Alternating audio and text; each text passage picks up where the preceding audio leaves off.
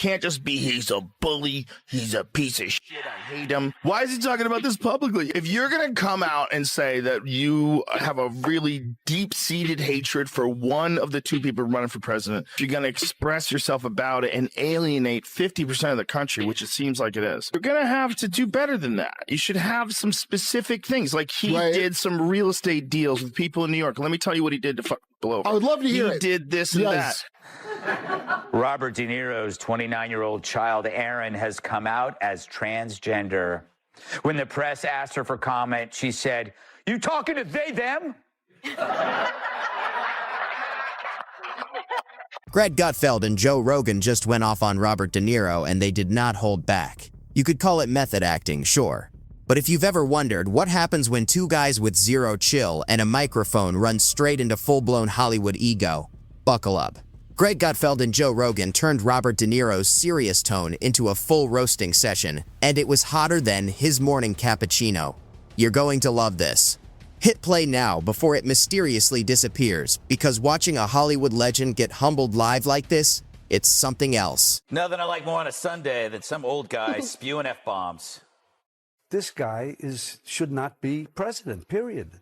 And when you say that, folks on Fox come after you. I remember the Tonys when you got up there and cursed. A lot of criticism of you.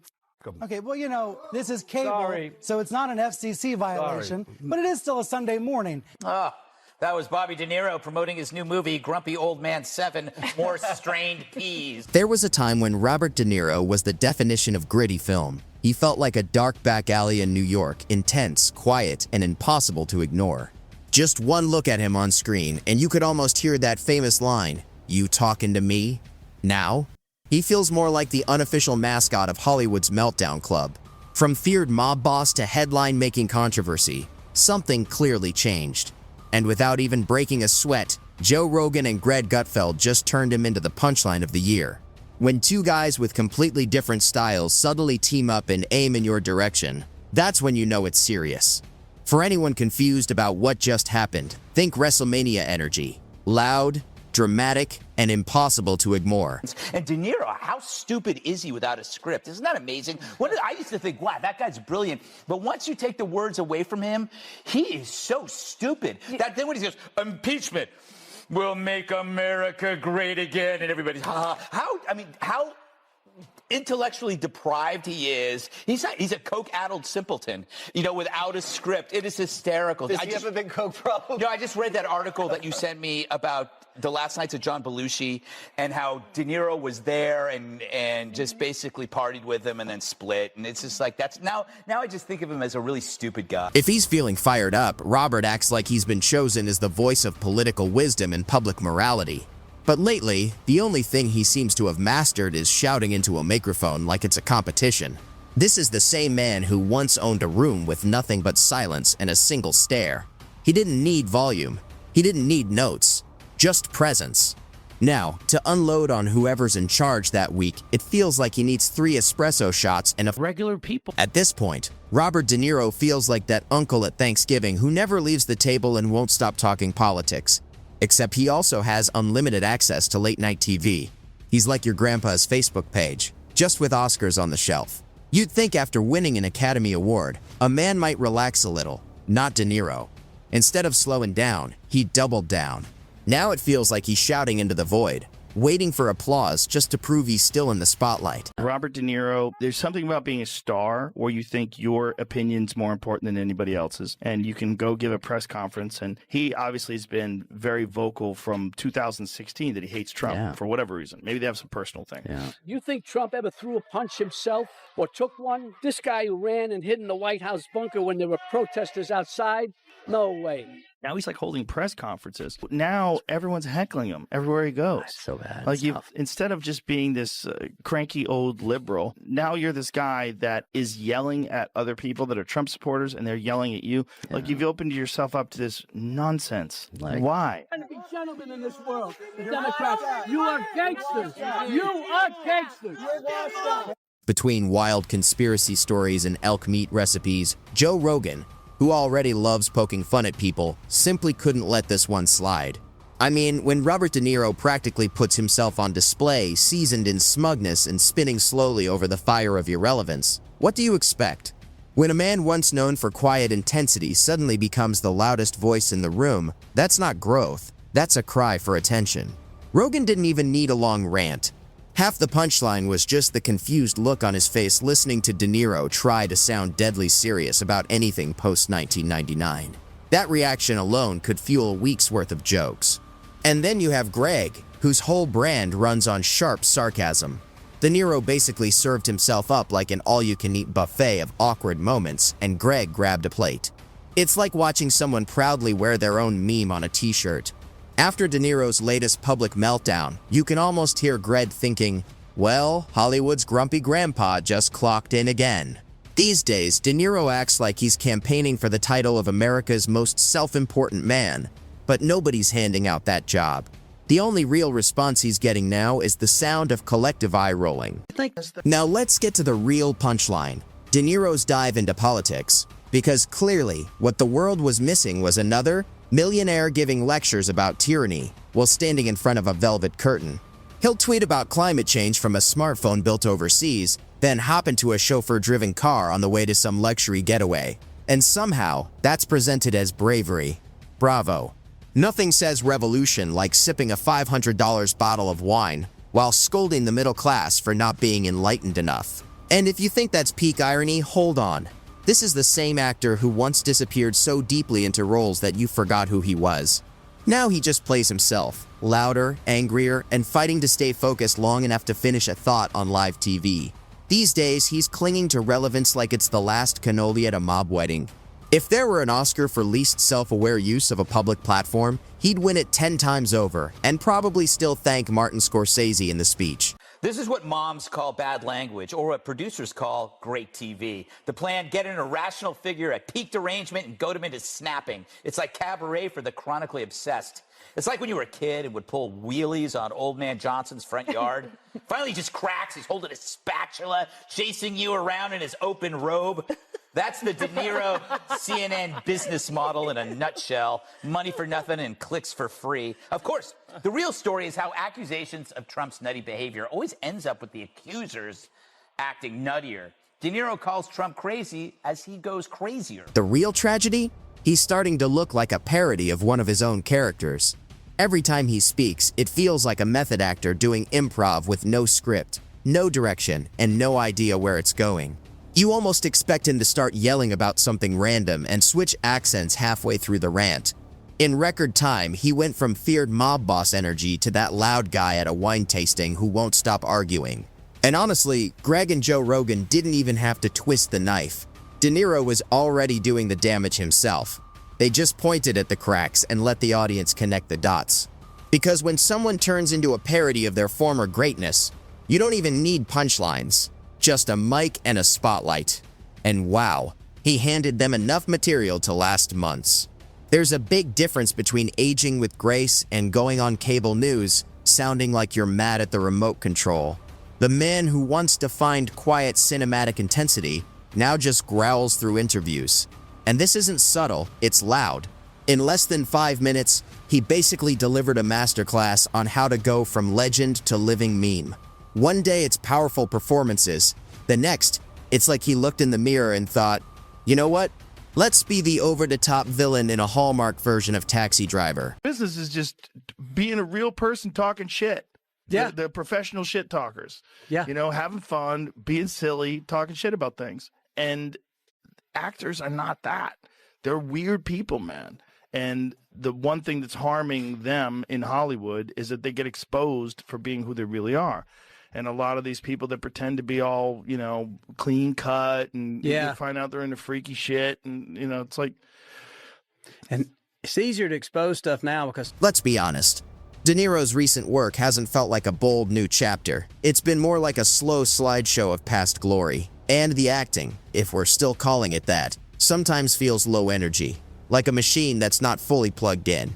It's a familiar face on screen, but the spark just isn't the same. The subtlety that once made every pause powerful, that's harder to find now. These days, his emotional range can feel flat, almost routine. You watch a scene and think, was that supposed to hit harder? Then it's the same mumble, the same squint, a style that worked decades ago but doesn't always land the same way today. He's starting to feel like that old cereal box in the back of the pantry. You recognize the name instantly, but you're not rushing to open it. And it's hard to ignore the sense that sometimes he cast more for the legacy than the performance. The name still rings a bell, even if fewer people are picking up. So the studio puts his name front and center on the poster, calls it a return to form, and hopes audiences feel the nostalgia. Whether that magic is still there, that's the real question.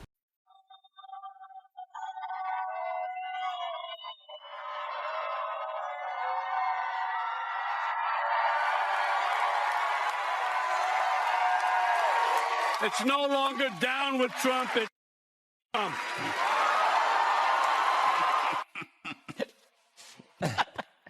It kills me. Talk about persuasive. Really, I was on the fence about Trump, but then I decided to really listen to one of the great generational leaders of American pop culture. And the clenched fists at the end, that really drove it home.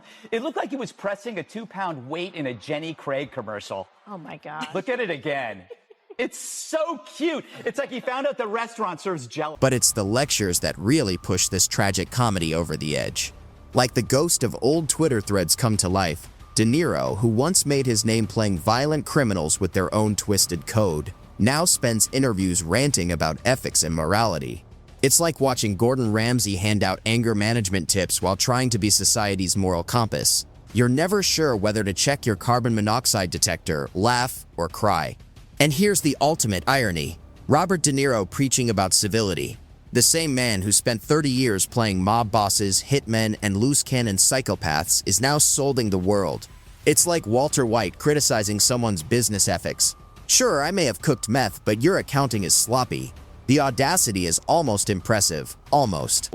And Right now, the guy you're voting for. And it all came together at just the right moment.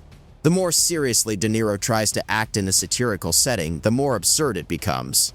Greg didn't even need a complicated plan. He just held up a mirror, letting the audience watch De Niro mid-rant, veins popping like he's auditioning for a pressure cooker role. You can practically hear Greg smirking at the nonsense. De Niro looks like he's about to explode over something as minor as eggs, even though reading a grocery list should be no problem. Meanwhile, Rogan handles the meltdown with the calm of a parent watching a toddler pitch a fit in a Starbucks. The matchup isn't even close. Rogan just arches an eyebrow, "You good, Grandpa?"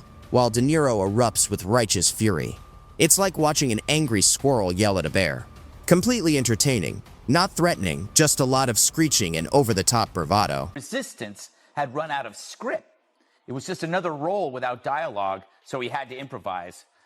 But I handed to CNN. It got me to watch, and by having it on the 5, it quadrupled their audience. Congrats to Stelter and CNN for that 1 minute. You had a hit. So, Dana, shall I quote Scott Adams? Oh, yeah, I was thirsty. Okay. Drink. He claims that because we've entered a new phase where not liking Trump is just a lifestyle. So you're a lifestyle resistor because when You don't even have to have a reason. Yeah, so when he kept saying why, he's just going, F him, F him. De Niro keeps pushing himself further into irrelevance, fists clenched, brows furrowed, and that I remember when actors had class glare plastered across his face, all while proving he's no longer in that league. He acts like he's delivering a Shakespearean soliloquy from the mountaintop, but in reality, we're watching a grumpy New Yorker in sweatpants doing King Lear at an off-brand community theater. The funniest part? He thinks he's still enraging the world. But there's no bull, no opponent, just a camera. Meanwhile, Rogan and Greg are ringside, sipping and laughing as De Niro shadowboxes at ghosts, blowing hot air with zero impact. Right now, he's arguing with nothing in particular, ranting, flailing wildly, and declaring war on whatever headline his assistant just showed him on an iPad, like he's trying to win a debate he only have heard. It's like attending a... Here's the kicker. Every time De Niro thinks he's dropped the bombshell, all he really does is showcase his ego and make himself look small. When Rogan mutters, "Wait, what's he mad about now?" It's clear that De Niro's best performance is unintentionally hilarious. He's like that guy at karaoke who closes his eyes, throws his fists in the air, and genuinely believes he's killing it, while everyone else quietly orders another drink and avoids eye contact. At this point, Greg doesn't even need writers. De Niro produces monologues on demand. Every outburst, every headline, every rant is pure comedic gold. If Shakespeare had a Bronx accent and occasionally paused to sip a $500 bottle of wine while ranting about government corruption, it might resemble this. The saying goes, you either die a hero or you live long enough to become a meme. De Niro? He handed us the mean and immediately became a cautionary tale in Hollywood. Even Rogan, who spends his time analyzing UFOs and elk meat, comes across as more grounded while trying to save the world one lecture at a time. De Niro has fallen that far. Conspiracy podcasts now feel like a reasonable pastime for him. And here's the ultimate irony. He actually believes he's making an impact, that he's shouting truth to power from some moral mountaintop. Nope. The clouds aren't listening, and yelling from a penthouse built on privilege doesn't make you heroic, it makes you hilarious. If irony were a currency, De Niro would be richer than he is now. So here we are. Two men, Greg with his sly grin and Rogan with his deadpan calm, effortlessly dismantled a legend in his own mind. Together, they turned De Niro into a living warning of what happens when fame fades and loudness replaces wisdom. He didn't just lose the plot, he yelled at anyone who didn't clap, set it on fire, and called it art. The man who once commanded a room in silence can't stop talking. Enduring his tirades is more exhausting than the performance itself. But credit where it's due. If De Niro is still committed to anything, it's commitment. Just now to crankiness. Hollywood has a grudge, and he's the megaphone. Bravo, Bobby. Break a leg.